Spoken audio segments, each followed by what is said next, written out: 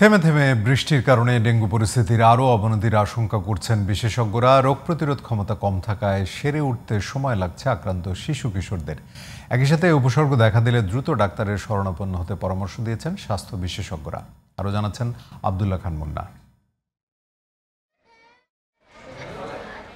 ঠান্ডা, জ্বর, মাথা ব্যথা, র্যাশ ওঠা ও চোখ লাল হয়ে যাওয়া উপসর্গ নিয়ে প্রতিদিনই রাজধানীর হাসপাতালগুলোতে ভর্তি হচ্ছেন মানুষ, যাদের অনেকেই হচ্ছেন ডেঙ্গু পজিটিভ।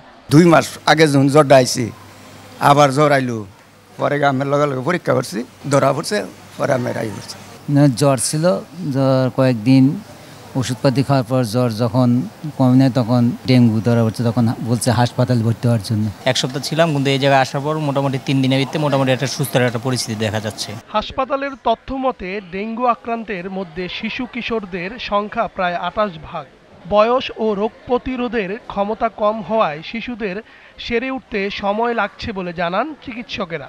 মাথা ব্যথা ছিল, অনেক জ্বর ছিল, 104-এর উপরে জ্বর ছিল। ওরা আবার বমি ছিল, আবার প্রেশারটা একবারই কমে গেছিল, তো এখানে আমাদের পাঠাই দিছে। আইসিইউতে ছিল 3 দিন, এখানে এখন অবস্থা ভালো। না, যে একটু চিকিৎসা করেছিল, ওইখানে ট্রিটমেন্ট ভালো পায় না দেখে এই জন্য এখানে আসছে।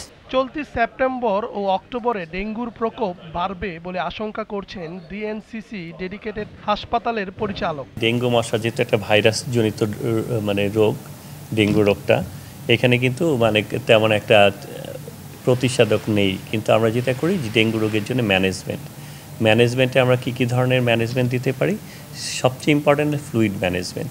সেই ক্ষেত্রে কিন্তু আমরা যদি হসপিটালে ভর্তি করি তাহলে কিন্তু তার ব্লাড প্রেশার, তারপরে ব্লাডের সিবিসি দেখে ডক্টর নির্ধারণ করেন কী ধরনের চিকিৎসা দেওয়া হবে। বিশেষজ্ঞরা বলছেন থেমে থেমে বৃষ্টি আর 25 থেকে 35 ডিগ্রি সেলসিয়াস তাপমাত্রা এডিস মশা উৎপাদনের আদর্শ সময়। তাই জমে থাকা পানি পরিষ্কার ও মশারি টানিয়ে ঘুমানোর পরামর্শ তাদের।